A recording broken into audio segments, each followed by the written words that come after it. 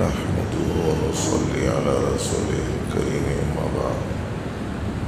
معزز حاضرین، رمضان المبارک کی تکمیل کے بعد آپ کی خدمت میں 2-3 بنیادی باتیں عرض کرنی ہیں۔ ایک یہ ہے کہ ہم نے رمضان المبارک میں اللہ رب العزت کی عبادت کی مختلف شکلوں سے۔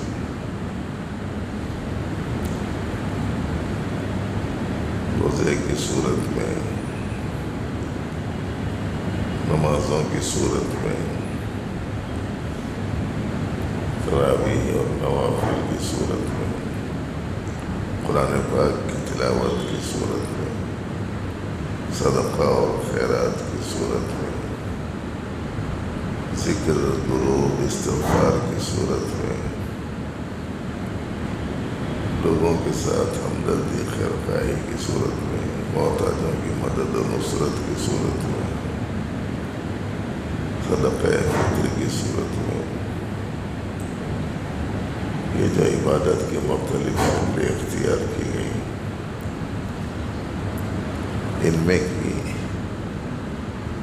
سوائے ایک روزے کے سال کے 12 مہینے عبادتوں کا اہتمام ہونا چاہیے، اس لیے کہ رمضان میں صرف روزہ صرف رمضان میں فرض ہے، غیر رمضان میں نہیں۔ باقی کی جتنی عبادتیں ہیں وہ رمضان المبارک اس کے ساتھ خاص نہیں ہے۔ ہاں تراویح ہوتی ہے تو تراویح کے بجائے تہجد ہو جائے، قیام لیل ہو جائے، باقی کی تمام شکلیں عبادتوں کی۔ تو اس لیے ایک پیغام ہے اللہ کی عبادت کا، اور دوسری گزارش ہے دین حق پر استقامت کی۔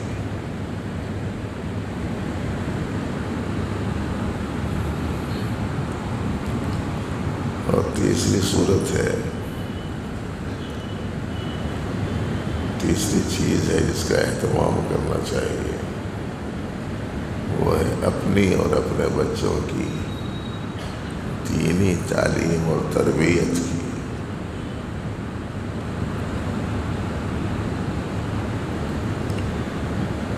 اگر زندگی میں عبادت ہوگی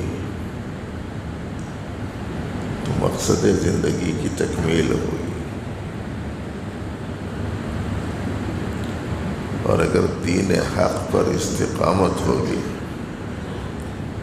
تو گمراہی اور ضلالت سے محفوظ رہیں گے۔ اپنی اور اپنے بچوں کے تعلیم و تربیت کا اہتمام ہوگا تو انشاءاللہ العزیز مستقبل تابناک اور روشن ہوگا۔ یہ وہ چیزیں ہیں جو راہ ہدایت کہلاتی ہیں۔ اگر زندگی سے عبادت نکل جائے، دین حق پر استقامت نکل جائے، اپنی اور اپنے بچوں کی دینی تعلیم و تربیت سے غفلت ہو جائے گی، تو پھر آدمی غفلت کے سبب سے ضلالت کا شکار ہو جاتا ہے اور ہدایت سے محروم ہوتا ہے۔ اس لیے آپ یہ نپے تلے جملوں کو اور اچھا ذہن نشین کر لیجیے۔ اور جو آدمی اللہ کی عبادت، دین حق پر استقامت، صحیح تعلیم و تربیت، بندگان حق کی خدمت کرتا ہے، وہی آدمی سعادت پاتا ہے۔ اور جو آدمی ان چیزوں سے محروم ہو وہ اصحاب شقاوت میں سے ہو جاتا ہے۔ 2 راہیں ہیں، ایک راہ ہدایت، ایک راہ ضلالت۔ 2 لوگ ہیں، ایک اصحاب سعادت، دوسرے اصحاب شقاوت۔ اب انگریزی تعلیم پانے والے بچوں کو سعادت شقاوت سمجھ میں نہیں آتی ہوگی، اس لیے بولنا پڑے گا کہ ایک ہوتے ہیں خوش قسمت اور ایک ہوتے ہیں بدبخت بد قسمت.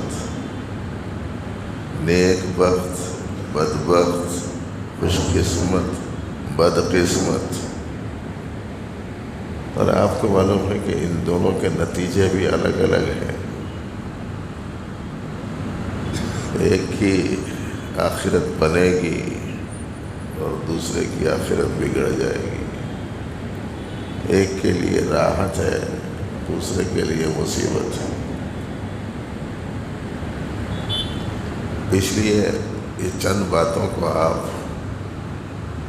ذہن نشین کرنے کی کوشش کریں کہ مجھے سال تمام اور کن چیزوں کا اہتمام کرنا ہے. میرا ہر عمل عبادت بنے اور عبادت میں استقامت ہو، اور وہ عبادت و استقامت بھی تعلیم و تربیت کی روشنی میں ہو، اور وہ تعلیم و تربیت بندوں کی ضرورت مندوں کی خدمت کے لیے بھی آمادہ کرے. اور مقصد ان سب چیزوں کا آخرت میں اللہ کی خوشنودی اور ہمیشہ ہمیشہ کی راحتوں کو پانا.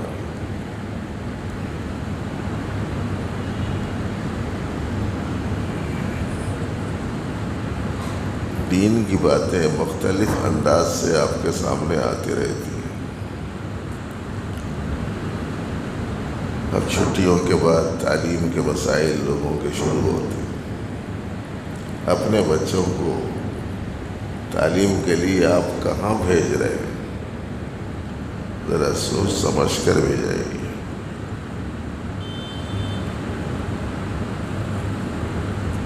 ہر خوشنما چیز مفید نہیں ہوتی، اور ہر چمکتی چیز ہیرا نہیں ہوتا.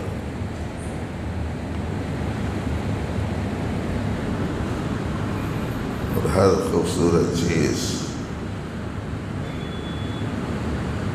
راحت کا، سکون کا، تسکین کا سامان نہیں بنتی. سانپ بہت خوبصورت ہوتا ہے مگر گھاتک ہوتا ہے. کانچ بہت چمکتی چیز ہوتی ہے مگر جسم کے باہر اور اندر دونوں حصوں کو کاٹ کر رکھ دیتی ہے.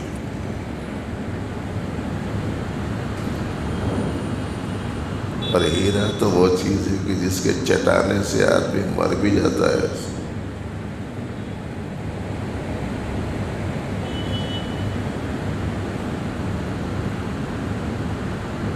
تو اس لیے یہ چیزوں کے پیچھے پڑنے سے پہلے ذرا دیکھ لو کوئی اسکول مشہور ہے بس بھیجا دے رہا.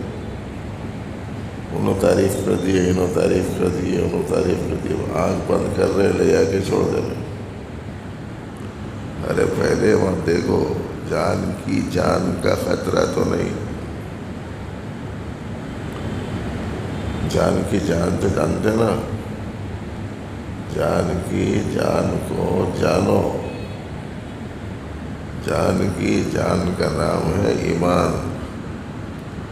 کہیں ایسا نہ ہو کہ کسی اسکول میں، کسی کالج میں بچہ چلا جائے تو بہت مشہور ہے انڈیا میں کوئی اسکول، بہت مشہور ہے ریاست میں کوئی کالج، اور بڑی ذمہ دار شخصیات کے زیر اثر ہے، اور فیس بھی بہت ہے. اس واسطے کہ لوگ اچھا اسکول اسے سمجھتے ہیں جس میں فیس بہت ہو. عجیب و غریب قسم کا سینس ہے آدمیوں کا، ہے تصور ہو گئے. فیس جتنی زیادہ ہوگی اسکول اتنا اچھا. بس اسی سے فائدہ اٹھاتے رہتے لوگ. ایک چیز مشہور ہو گئی تو ہو گئی. کھانے کی ایک چیز ابتدا میں مشہور ہو گئی تو اب اس کے نتیجے میں اب وہ دکان مشہور ہو گئی، یا وہ ہوٹل مشہور ہو گئی، یا وہ آئٹم مشہور ہو گیا اس ہوٹل کا. تب دوسرا کمپٹیشن میں اس سے اچھا بنا تھا. مگر لوگ نہیں جاتے، اب نام چلتا ہے، اب کام نہیں۔ یہی حال اسکولوں اور اداروں میں، بچوں کو بھیجنے سے پہلے ان کے ایمان کی حفاظت، ان کے اسلام کی حفاظت، ان کے دین کی حفاظت، اس کا خیال رکھو۔ اور اگر آج بھی نہیں سمجھے تو پھر ہم یہ سمجھیں گے کہ سمجھدار بہت کم لوگ ہیں۔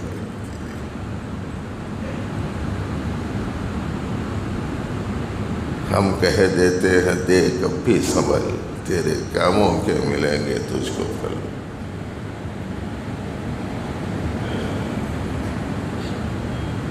ایک نے اس قدر تعلیم پائی، اس قدر تعلیم پائی، اس قدر نازک تعلیم پائی کہ قرآن کریم کی تفسیر لکھ دی بغیر نقطوں والے حروف سے، لیکن امت کے علماء نے فیصلہ کیا کہ یہ اس امت کا بدبخت ترین آدمی تھا۔ تو آپ کو معلوم ہونا چاہیے کہ بڑی قابلیت لوگوں نے پیدا کی، لیکن ہمارے استاذ محترم فرماتے تھے میاں قابل ہونا اصل نہیں، مقبول ہونا اصل ہے۔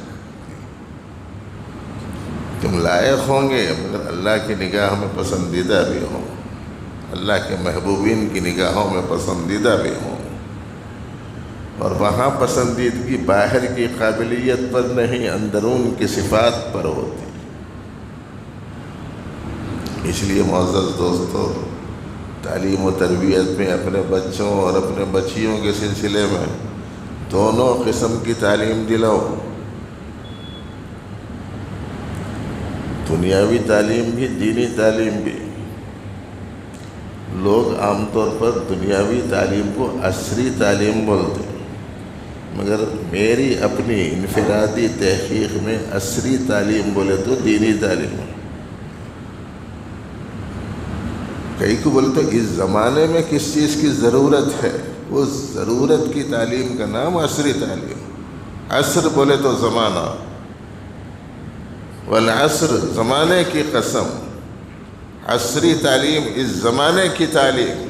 اس زمانے کی تعلیم میں ہمدردی کی تعلیم ہونا ہے، خیرخواہی کی تعلیم ہونا ہے، حسن اخلاق کی تعلیم ہونا ہے، حسن خدمت کی تعلیم ہونا ہے، ماں باپ کی تعظیم کی تعلیم ہونا ہے، چھوٹوں پر شفقت کی تعلیم ہونا ہے، غریبوں کی مدد کی تعلیم ہونا ہے، اور غریبوں کے علاج و معالجے کی تعلیم دینی ہے، بھوکوں کو کھلانے کی تعلیم ہے، پیاسوں کو پلانے کی تعلیم ہے، ننگوں کو پہنانے کی تعلیم ہے۔ یہ آج کی ضرورت ہے، اور یہ آج کی ضرورت دینی تعلیم سے پوری ہوتی ہے۔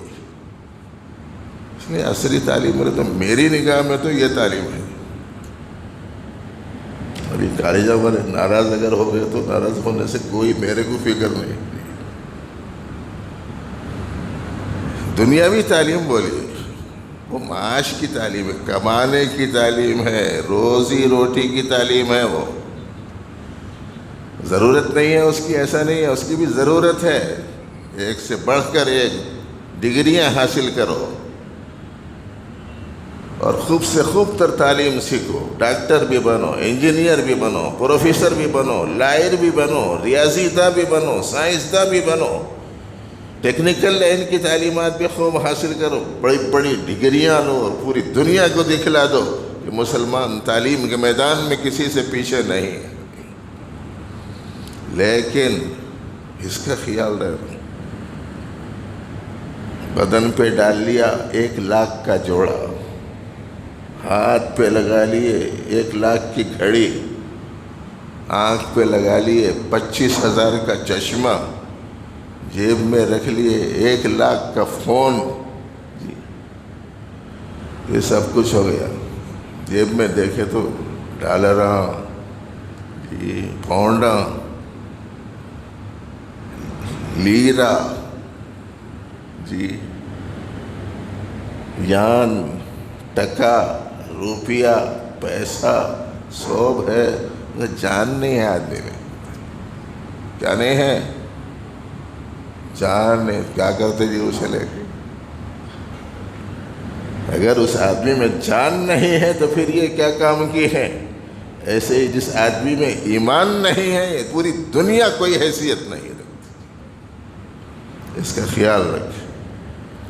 تو کیا کیا ہونا؟ اللہ کی عبادت، دین حق پر استقامت، اللہ کے بندوں کی خدمت، اپنی اور اپنے بچوں بچیوں کی صحیح تعلیم اور صحیح تربیت۔